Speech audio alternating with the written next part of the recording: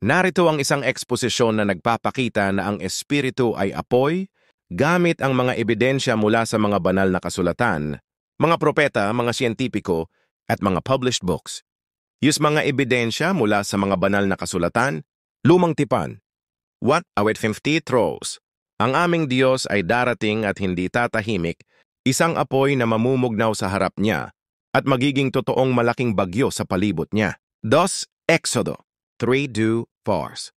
At ang anghel ng Diyos ay nagpakita sa kaniya sa isang apoy na lumalabas mula sa isang bush. At si Moises ay nakita na ang bush ay nasa apoy, ngunit hindi ito nasusunog. 3 Leviticus 9:24. At lumabas ang apoy mula sa Diyos, at sumunog sa mga handog na sinunog at sa mga taba, at nakita ng buong bayan, at sila ay sumigaw ng galak at lumuhod. Bagong tipan. 1 Hebreo 12:29. Sapagkat ang Diyos natin ay isang apoy na mamumugnaw. 2 Apokalipsis 1:14. Ang kaniyang ulo at ang kaniyang buhok ay puti na parang balbas, at ang kaniyang mga mata ay parang apoy na nagliliyab. Kaya mga ebidensya mula sa mga propeta.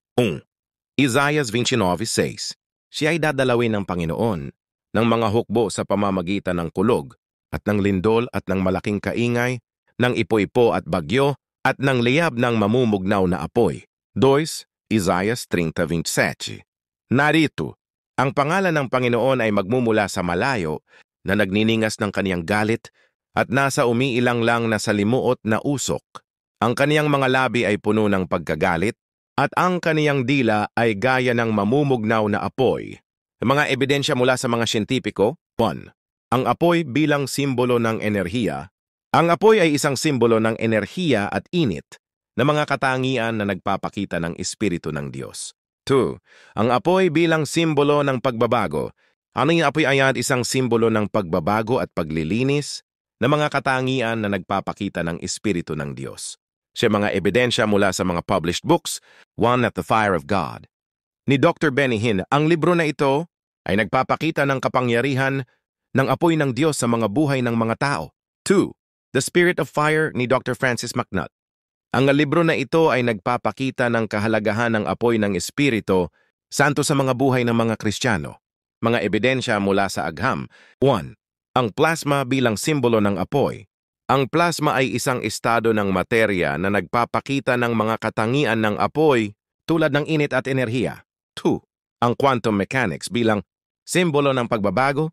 Ang quantum mechanics ay isang teorya na nagpapakita ng mga katangian ng pagbabago at paglilinis, tulad ng pagbabago ng mga partikula sa mga estado ng materya. Pagpapakita ng espiritu bilang apoy, sa relihiyon. Sa maraming relihiyon, ang apoy ay isang simbolo ng espiritu ng Diyos na nagpapakita ng kaniyang sarili sa mga tao. And 2. Sa agham T. Sa agham, ang apoy ay isang simbolo ng enerhiya at init. Please like, comment, subscribe, and share.